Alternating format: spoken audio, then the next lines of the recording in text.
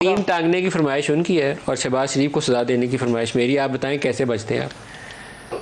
पहले तो आपने आइन पे बड़ी अच्छी गुफ्तगू की है। जिस क्लैरिटी के साथ ये 90 डेज़ लिखा हुआ है उसी क्लैरिटी से फ्लोर क्रॉसिंग भी लिखा हुआ है कि अगर कोई फ्लोर क्रॉसिंग करता है और अपनी पार्टी के ख़िलाफ़ वोट देता है तो फिर वो डिस्क्वालीफाई हो जाएगा। तो उसकी जो वोट देने के बाद, काउंट होने के बाद वो वाला नहीं जो 63 का जो चीफ जस्टिस का ऑर्डर। वही आपसे मैं वही आइन के हवाले से आपको कह रहा था, लेकिन चलें उसको छोड़ दें घड़ी भर को। क्या शहबाज शरीफ पे मैं ज़रा एक नहीं मैं बता नहीं पहली जवाब मैं दे दूं ताकि आपको ना लगे कोई भाव में। अच्छा, अब मैं ये कह रहा हूँ कि ये जस्टिस फाइज ईसा की मैं थोड़े से इंटरप्रेट कर रहा हूँ तो कोई लफ्ज़ आगे पीछे हो गया तो मैं माफ़ी चाहता हूँ, जिसमें वो लिखते हैं कि using a jurisdiction that court is not vested with is a violation of the constitutional oath of the judges and that of the constitution। ये हमने तो नहीं कहा भाई, ये किसने कहा है?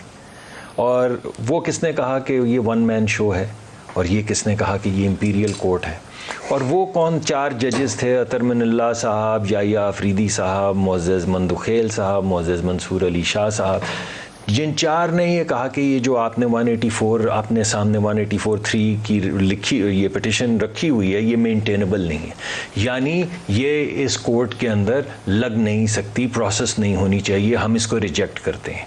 फिर उन्हीं में से जो जज साहिबान, दो जज साहिबान ने मुख्तलिफ औकात में लिख के और ज़बानी कहा कि फैसला 4-3 का, हम तो नहीं कह रहे हैं तमाम चीज़ें।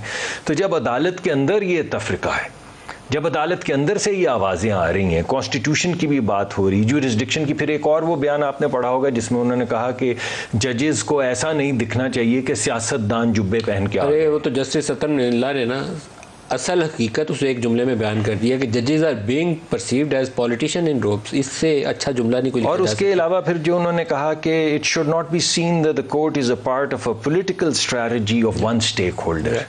तो देखिए, अगर आपने किसी तवाज़न में चीज़ को रखना है तो उसको तवाज़न में मध्य में लेकर आए ना, उसको तवाज़न में लेकर आएँ। ये कोई सियासतदान तो गुफ्तगू नहीं कर रहे, उतने ही पढ़े लिखे जज ये बयानात दे रहे हैं जो मैंने आपके सामने रखे हैं, तो कोई मसला तो है।